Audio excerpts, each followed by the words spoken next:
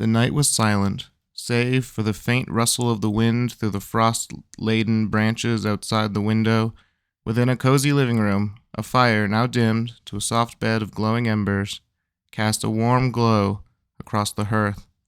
Stockings hung with care in perfect rows above the grate, their seams stretched with anticipation, while a faint scent of pine and cinnamon lingered in the air. Above the chimney, a gentle whoosh interrupted the stillness, like a faint gust of wind finding its way inside. Then, with a soft thump and the faintest jingle of bells, a figure appeared in the hearth, brushing off flecks of soot with a quick, practiced motion. He stood there, towering and timeless, framed against the glow like a mighty hero born of myth and magic. Santa Claus. In his crimson suit trimmed with white as pure as the freshly fallen snow, carried with him an aura of ancient cheer. His cheeks were ruddy, kissed by the cold, and his eyes sparkled with a mischievous glint, as though he alone knew every secret in the world. The beard that flowed like a cascade of snowflakes seemed to shimmer faintly, catching the faintest glimmers of the firelight. His boots, sturdy yet unblemished, left no mark on the hearthstone, and made no sound as he stepped out, his sack slung effortlessly over one broad shoulder. It seemed almost alive, bulging and wriggling as though brimming with dreams themselves, wrapped in paper and ribbon. With a chuckle, deep and resonant as a weathered church bell, he surveyed the room, taking in every detail: the crooked star atop the Christmas tree, the forgotten mug of cocoa left half drunk by the window, and a hand-drawn note labeled "For Santa" on the table, sitting beside a plate of carefully arranged cookies, a gift or an offering as thanksgiving for this very visit. Ah, he murmured to himself, the sound low and musical. They've been good this year. With care, he reached into his sack, drawing out gifts as though they were the first and only house he would be visiting that night. Each one he placed with precision, as though weaving a tapestry of delight. A doll for the youngest, a toy train for the eldest, and for all the promise of wonder renewed. His work done, Santa turned back to the chimney. He paused, glancing once more at the room, and with a twinkle of his eye and a wink that seemed directed at the unseen observer, he pressed a finger to the side of his nose. In an instant, he was gone, up the chimney in a swirl of stardust and soot, leaving behind only the faintest echo of his resonant chuckle, "Ho, ho, ho." The room settled back into its quiet slumber, the fire murmuring softly in the hearth. Somewhere in the distance, the faint clip-clop of reindeer hooves could be heard carrying him away to the next house, the next hearth, and the next hopeful hearts awaiting the magic of Christmas morning. Every year on Christmas Eve, this scene plays out in millions of homes as trees are gifted the wonder of Christmas. It is one of the most enduring scenes of the Christmas season. While the religious prepare to celebrate the birth of Jesus Christ, and the irreligious plan a string of drunken parties, the legend of Santa hangs above it all. Santa is everywhere. He appears in town squares and aging malls. He shows up on our televisions, billboards, and Coke boxes. Indeed, modern Christmas cannot be celebrated in good faith without a hefty nod to the big man with the sack. Santa is Christmas, and Christmas is Santa. But how did we get here? How did Christmas become wrapped up in a myth about a magical man with a sacred mission to give gifts to children? Where did this legend come from? Because it is recent, a modern invention. The story of Santa Claus is actually far younger than the man portrayed within it. If you are listening with children, now might be a good time to turn this podcast off, as we will be discussing the origins of the Santa myth, the real origins, the true roots of this particular Christmas story. For those who want to continue to believe in the magic of Christmas, this podcast is not for you. However, if you want to learn about how we collectively bought into one of the most enduring lies in history and discover why every modern American holds up the tale of Santa during this special time of year, stay tuned, because the truth of the matter is that Santa Claus is dead and has been for over 1,500 years. Hello, and welcome to another episode of Forgotten and Found, a history podcast. I'm your host, Grant Piper, and today we are going to be taking a journey through time.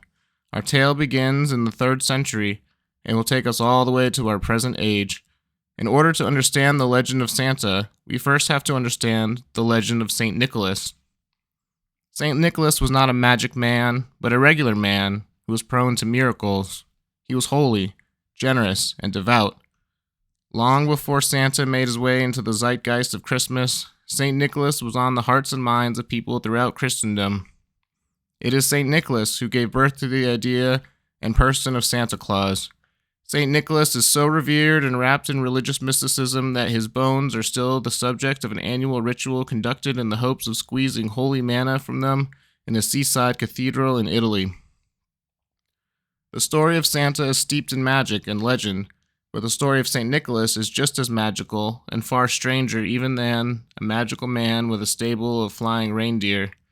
This is the complete story of Santa Claus, including his origins as St. Nick, his rise to prominence in the 18th century, and his evolution into the figure that is ubiquitous today. Before we can delve into St. Nicholas's legend, we first have to examine Nicholas the man. Like many figures from antiquity, not much is known about Nicholas. The confirmable facts about his life are sparse, but the picture that emerges is consistent. Nicholas, not yet a saint, was born in the village of Patara in Asia Minor, sometime around 280 CE. He was born into a Christian household and was raised in the faith. When Nicholas was still young, his parents died from an outbreak of disease in the region. Moved by their devotion and their faith, even up until the moment of their eventual deaths, Nicholas decided to take his inheritance and give it away to the poor. The words of Jesus rang in his ears, the words that said that his true followers would sell everything and give it to those who needed it most. Nicholas sold his parents' property and used the proceeds to help those recovering from the epidemic. He clothed the naked, fed the hungry, and gained the respect of his peers within the church and the community of Asia Minor. Nicholas's actions impressed the community so much that he was elected to the position of Bishop of Myra in the early 4th century, likely when he was in his late 20s or early 30s. During the reign of the Roman Emperor Diocletian, Christians throughout the empire faced intense persecution. Nicholas did not escape the emperor's wrath, and he was exiled from his bishopric. Some sources claim that he was imprisoned and tortured for his faith, but these facts cannot be corroborated. Once Constantine assumed the throne, the persecution ended, and Nicholas was recalled to his post in Asia Minor.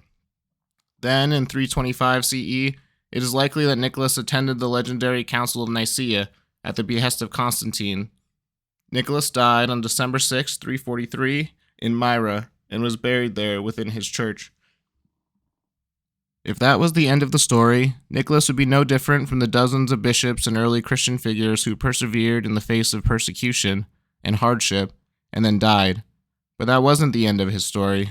Nicholas made such an impact on the community that his person became the stuff of legend. St. Nicholas was never canonized in the way that most people think.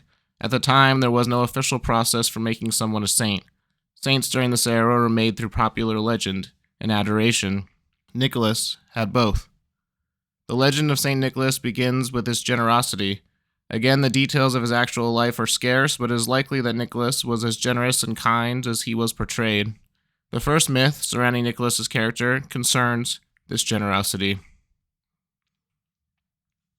There lived a poor man somewhere in Asia Minor who had 3 young and beautiful daughters. The man desperately wanted to see his daughters wed and their lives improved, but he had no money for the dowry. The man was riddled with debt, and without a dowry his daughters could not marry.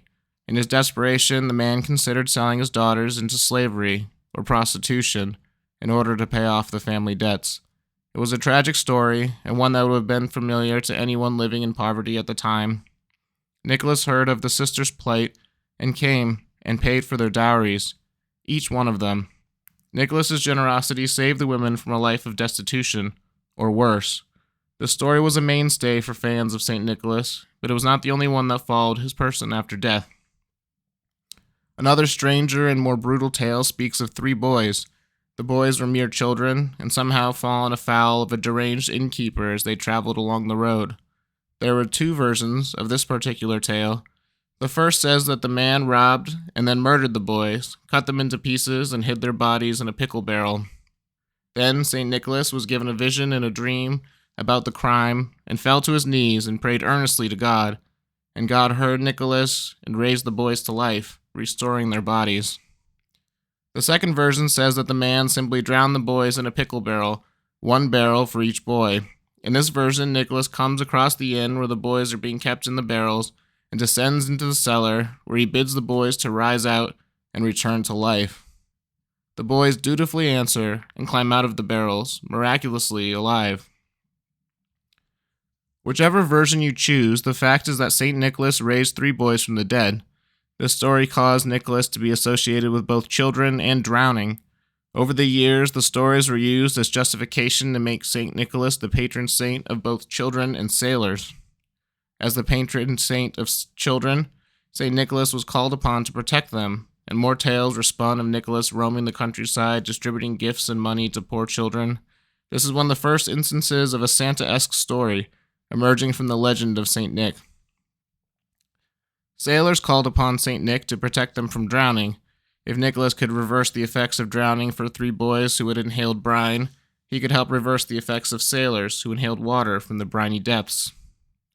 To add to this mythos, it was said that St. Nicholas calmed a storm, much in the same way his Savior Jesus had centuries earlier. On a return trip from a pilgrimage to the Holy Land, Nicholas's ship was beset upon by a massive storm. Nicholas calmly dropped to his knees and prayed. The winds died down, the waves ceased, and the ship was spared. The sailors immediately looked to Nicholas and proclaimed him a savior and a saint, the patron saint of children and sailors. As these stories began to circulate more and more between the 5th and 9th centuries, the date of Nicholas's death, December 6th, became his feast day. Gifts were exchanged, and it was seen as a lucky day to make large decisions or purchases. With each passing century, the legend and popularity of St. Nicholas continued to grow and grow and grow. This is remarkable for a number of reasons. By the High Middle Ages, there were dozens, if not hundreds, of saints. There were patron saints for everything. So the fact that one saint in particular managed to rise above the rest speaks to the power of the legend of Nicholas.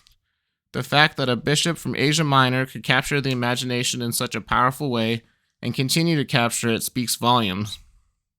While it is impossible to understand the devotion and adoration that people had to St. Nicholas, we can see that adoration reflected in our treatment and awe of Santa Claus, the man born of the echo of St. Nicholas. By the end of the medieval period, St. Nicholas was the patron saint of the cities of Apulia and Bari, as well as places like Sicily, Greece, and Lorraine. Many cities in Germany, Austria, Switzerland, Italy, Russia, Belgium, and the Netherlands also tapped Nicholas to be their patron saint.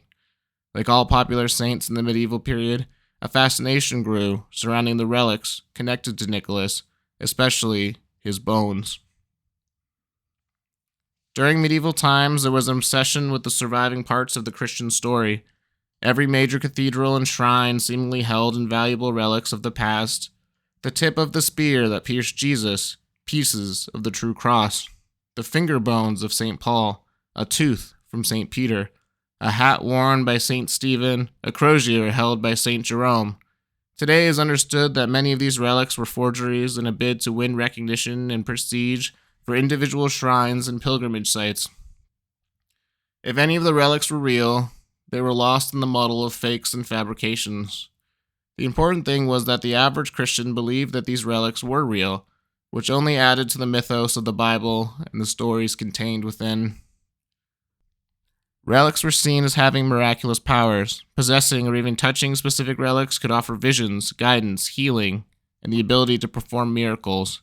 If that sounds far-fetched, you might be interested to learn that even today, in 2024, there are still monks who jealously guard the bones of St. Nicholas and work diligently to extract liquid manna from them in hopes of receiving power from on high.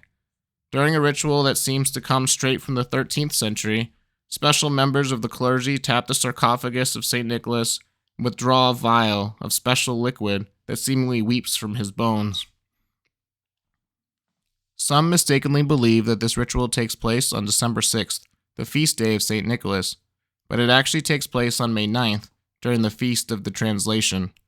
The Feast of the Translation celebrates the sacred moving of the bones from Myra, Turkey, to Bari, Italy. This is a story for another time, but the exact status and location of the bones of St. Nicholas could warrant a podcast of its own. It was discovered in the 20th century during a study of the body of St. Nicholas that his bones seemingly excrete water. At first, some believed that the liquid was oil, but it was later confirmed to be water. The fact that a sealed sarcophagus was somehow filling with water was seen as a sign from God, and a confirmation that the bones of St. Nicholas were indeed holy relics.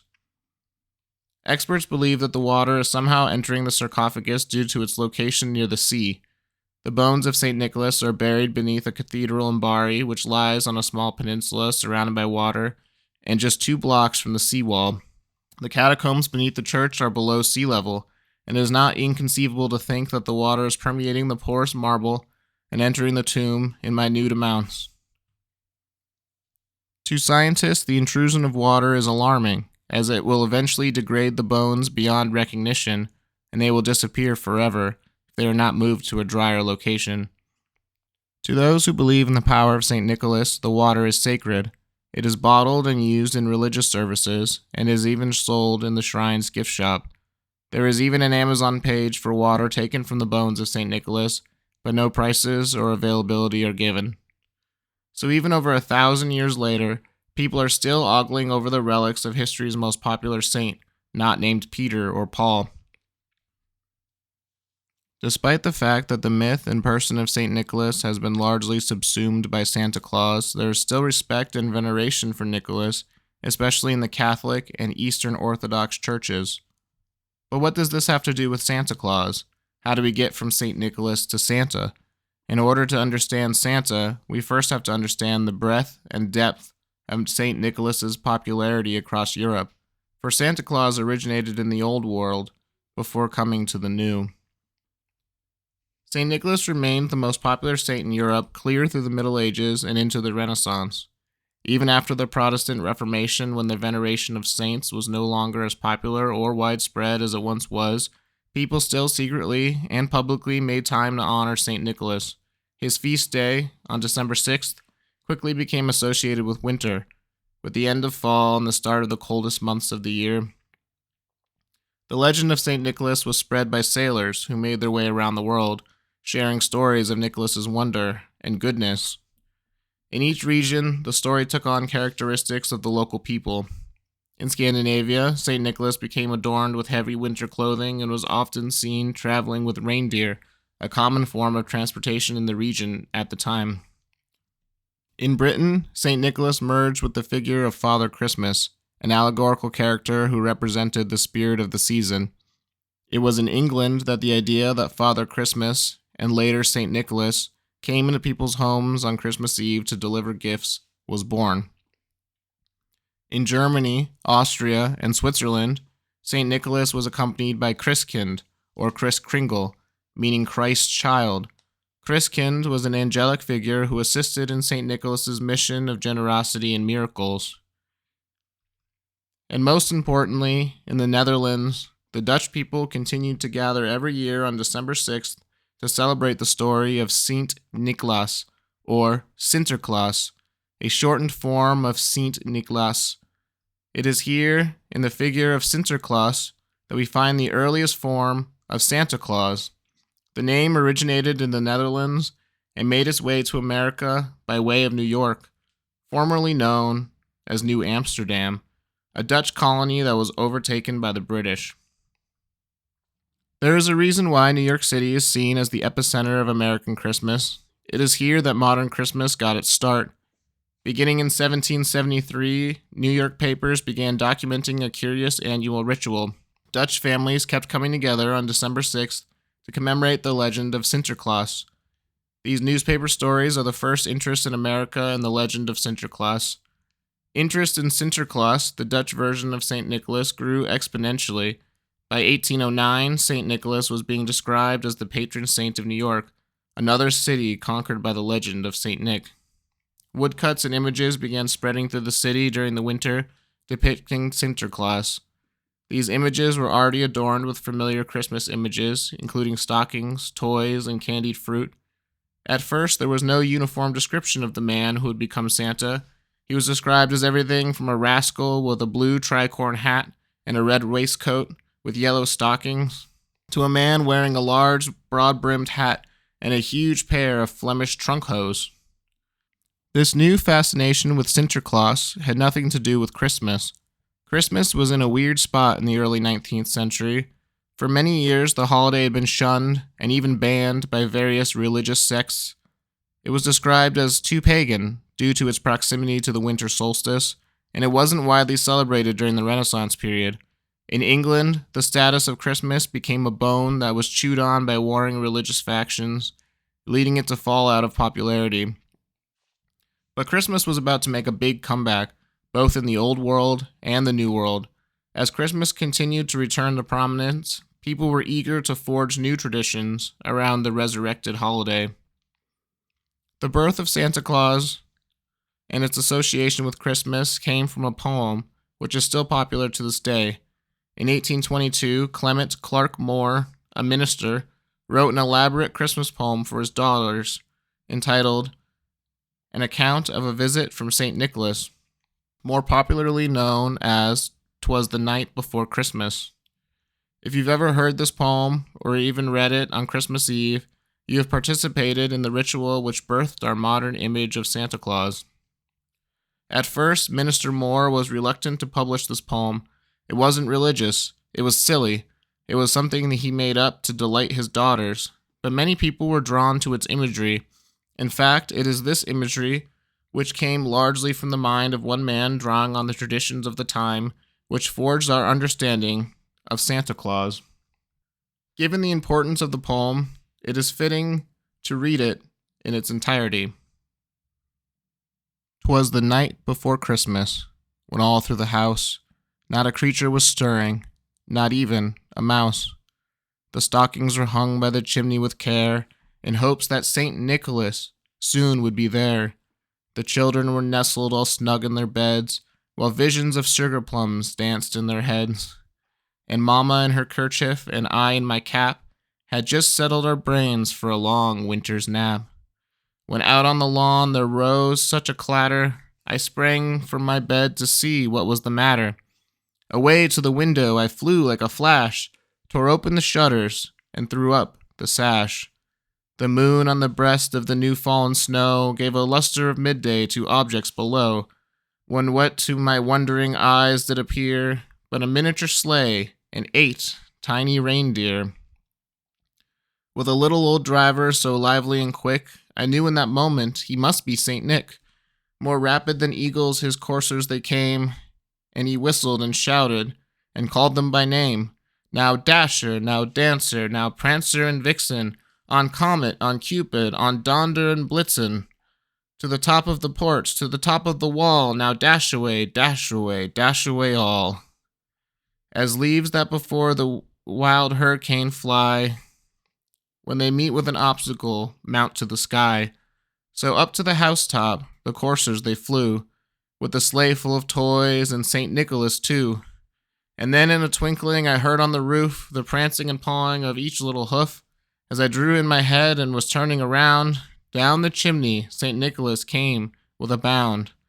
He was dressed all in fur from his head to his foot, and his clothes were all tarnished with ashes and soot. A bundle of toys he had flung on his back, and he looked like a peddler just opening his pack. His eyes, oh, how they twinkled, his dimples, how merry. His cheeks were like roses, his nose like a cherry. His droll little mouth was drawn up like a bow, and the beard on his chin was white as the snow. The stump of a pipe he held tight in his teeth, and the smoke it encircled his head like a wreath. He had a broad face and a little round belly that shook when he laughed like a bowl full of jelly. He was chubby and plump, a right jolly old elf, and I laughed when I saw him, in spite of myself. A wink of his eye and a twist of his head soon gave me to know I had nothing to dread. He spoke not a word, but went straight to his work, and filled all the stockings, then turned with a jerk, and laying his finger aside of his nose, and giving up a nod, up the chimney he rose. He sprang to his sleigh, to his team, gave a whistle, and away they all flew, like the down of a thistle. But I heard him exclaim, ere he drove out of sight, "Happy Christmas to all, and to all a good night." It is here that the character of St. Nicholas is forever merged and transformed into the image of Santa Claus from a poem written in 1822 by an Episcopalian minister. So now we have all of the pieces on the board, and from here they rapidly move into position to create the image of a modern Christmas. We have the adoration and myth of St. Nicholas, a winter feast, the rebirth of a popular Christian holiday, and the image of a magical man who visits children. Shortly after the popularity of 'Twas the Night Before Christmas, stores began to advertise holiday presents for children. Christmas was being used to lure shoppers into stores in the hopes of getting their business for the sake of the children. By 1840, newspapers and flyers had separate holiday sections to advertise happenings and sales for Christmas. In 1841, a Philadelphia store attracted thousands of children and their parents with a life-size Santa statue. Since a statue of Santa proved to be so incredibly popular, it wasn't long before the stores began advertising real-life Santas, and thus the mall Santa was born nearly 200 years ago. When kids asked about Santa, parents told them what they knew, and what they knew came from 'Twas the Night Before Christmas.